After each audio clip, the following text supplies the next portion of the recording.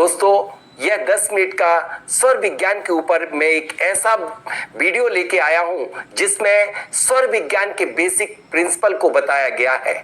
लोग बाग स्वर विज्ञान के सिद्धांतों को तोड़ फोड़ करके हमारे ही वीडियो में किसी एक व्यक्ति ने लिख दिया कि समस्त कार्य सुषुम्ना नाड़ी में करना चाहिए। समस्त संसार के यदि कोई भी कार्य सुषुम्ना नाड़ी में कर दिए जाते हैं तो समस्त कार्य फैल हो जाते हैं, बल्कि हमें आत्म ध्यान आत्म चिंतन ही सिर्फ सुषुम्ना नाड़ी में करना चाहिए। इस वीडियो को आप शुरू से लेकर लास्ट तक देखेंगे तो आपको स्वर विज्ञान के सभी सिद्धांत आसानी से समझ में आ जाएंगे।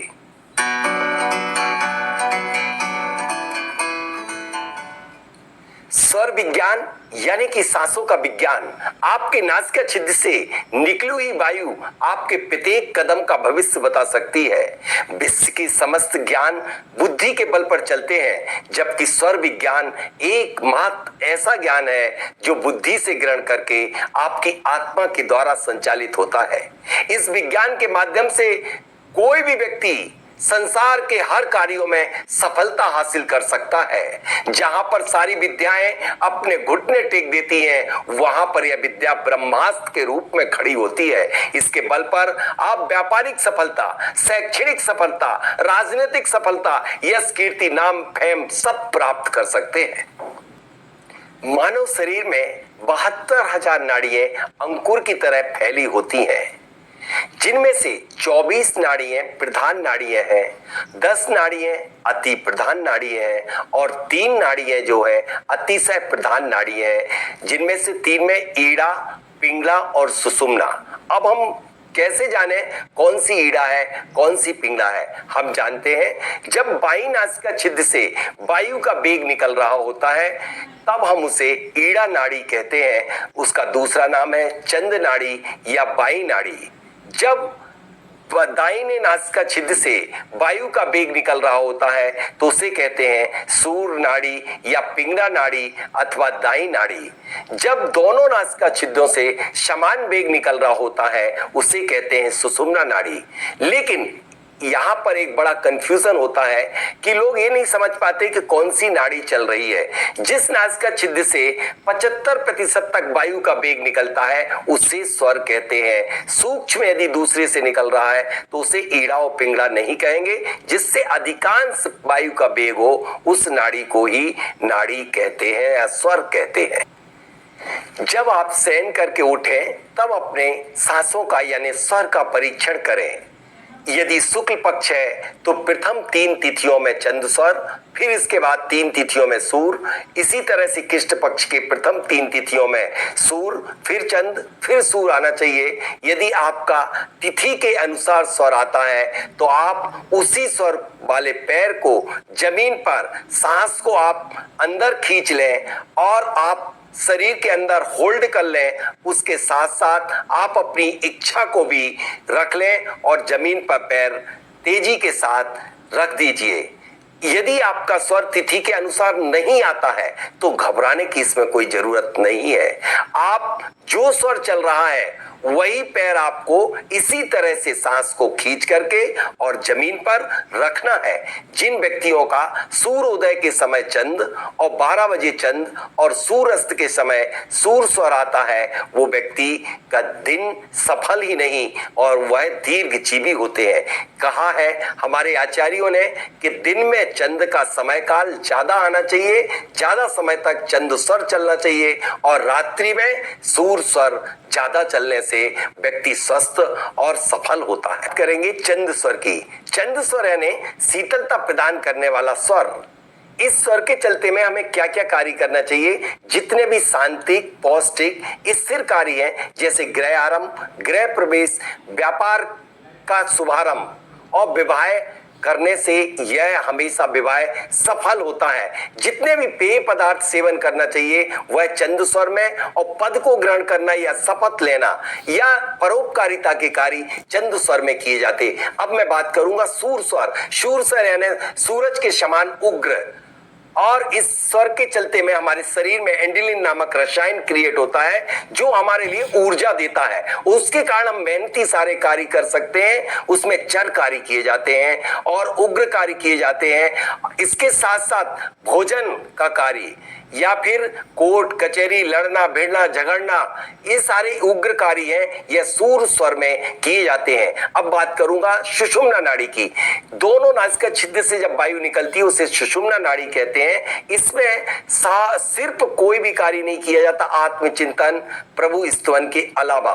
यदि कोई भी कार्य कर दिया जाए सांसारिक तो वह सब फेल हो जाते हैं। चाहे आप यात्रा को जाएं तो एक्सीडेंट, अथवा व्यापार करें तो व्यापार ठप, विवाह कर दें तो तलाक की संभावना हो सकती है। इसलिए आप कोई भी मांगलिक कार्य ना करें वरना अमंगल में परिवर्तित हो जाएंगे। कई लोग कहते हैं कि मेरा सुषुम्ना स्वर 2 घंटे दोनों नासिका छिद्र से वायु निकलती है। या तो वह स्वर का परीक्षण करना नहीं जानते, अथवा यदि उनका 2 घंटे चल रहा है तो निश्चित रूप से उनकी कोई बहुत जल्दी अशुभ घटना घटित होने वाली है। क्योंकि जब सुषुम्ना नाड़ी चलती है तो आपकी कोई अप्रिय घटना होने के पूर्व चलती है। मैं शॉर्ट में कहना चाहूंगा कि कभी भी जब सुषुम्ना नाड़ी चले तो संसार के कोई भी कार्य मत करें, क्योंकि इसका समय काल 2 या 3 मिनट होता है। स्वर के मैं आपको 3 ब्रह्मास्त्र बता रहा हूं। जब भी आप कभी भी यात्रा को निकले तो जो स्वर चल रहा हो वही पैर आगे बढ़ाइए और अपनी यात्रा को, अपने कार्य को शुभारंभ कर दीजिए। जब कभी दूसरा ब्रह्मास्त्र, जब कभी भी आप किसी से मीटिंग करना हो, अथवा किसी से कोई वस्तु खरीदना हो, अथवा किसी को अपनी बात मनवाना हो, तो हमेशा ही उस व्यक्ति को अपने से भरे स्वर में रखिए। भरे स्वर का यहाँ पर अभिप्राय है जैसे कि आपका राइट स्वर चल रहा है तो जब उस व्यक्ति से बात करेंगे तो उस व्यक्ति को हमेशा राइट साइड अपने रख करके बात प्रारंभ करेंगे तो निश्चित वह आपकी बात मानेगा, आपका कार्य कर देगा और आपका हर कार्य सफल हो जाएगा। तीसरा ब्रह्मास्त्र जो स्वर का सबसे बड़ा जादू है वह है स्वर सगुण। शायद आपने पहली बार नाम सुना होगा। इसका अभिप्राय है सांस को रोक करके कार्य का शुभारंभ करना।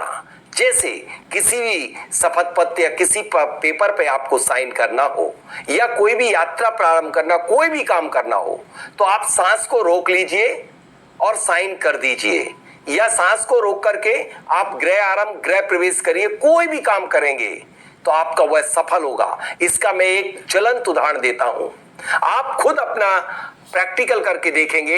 यदि आप सगुण में एक दीपक प्रज्वलित कीजिए, यानी सगुण से अभिप्राय सांस को रोक लीजिए, जब तक दीपक ना जले तब तक सांस को मत छोड़िए। बात करूंगा तत्व की। यद ब्रह्मांडे तत्पिंडे समूची सृष्टि 5 तत्वों से बनी, आपका शरीर 5 तत्वों में बना हुआ है। यह नासिका सिद्ध से प्रत्येक स्वर में 5 तत्व निकलते हैं। वैसे तो तत्व के परीक्षण की अनेक विधियां हैं, लेकिन वह सारी विधियां के लिए आपको नाड़ी शोधन बहुत आवश्यक होता है। सबसे सरल और सहज विधि मैं आपको बता रहा हूं। किसी भी नासिका छिद्र से या किसी भी स्वर से यदि वायु 16 अंगुल नीचे तक ठंडी वायु निकल रही हो तब आपको समझना चाहिए कि वह जल तत्व है। जब वायु ठंडी ना होकर के ना ठंडी ना गर्म और वह 12 अंगुल तक नीचे आ रही हो तो उसे हम पृथ्वी तत्व कहेंगे। जब वायु 8 अंगुल डायगोनल यानी तिरछी जा रही हो तो वह है वायु तत्व।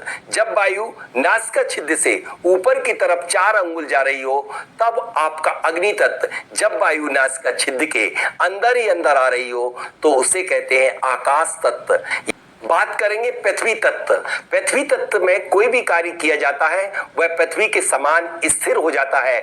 जैसे विवाह करेंगे तो वह विवाह आपका सफल होगा, व्यापार प्रारंभ करेंगे तो व्यापार सक्सेस होगा। जल तत्व में भी यही होता है, लेकिन जल तत्व में शीघ्रता होती है, व्यापार में शीघ्र लाभ होगा। लेकिन अब हम बात करते हैं अग्नि तत्व की। अग्नि तत्व में कोई चाहे व्यापार कर दो, विवाह कर दो या किसी को पैसा दे दो, सब आपका खत्म हो जाएगा। वायु तत्व, वायु तत्व में दिया गया पैसा आधा ही लौटता है। किया हुआ कार्य आधा ही हो पाता है और सिर्फ लोगों से आश्वासन ही प्राप्त होते हैं। आपके मन में खलबली हो जाती है। यदि कोई भी निर्णय लिया जाता है, ले लिया, तो वो कभी भी आपका कार्य पूरा नहीं होता है। इसलिए हमेशा ही आप जो भी निर्णय लें वो सिर्फ और सिर्फ पृथ्वी तत्व में लें तो वह कार्य सफल हो जाएगा। अब मैं बात करूंगा आकाश तत्व की। आकाश तत्व में सिर्फ आध्यात्मिक कार्य या आपकी कुंडली जागरण के कार्य किए जा सकते। यदि सांसारिक कोई भी काम करोगे तो सफल नहीं होंगे।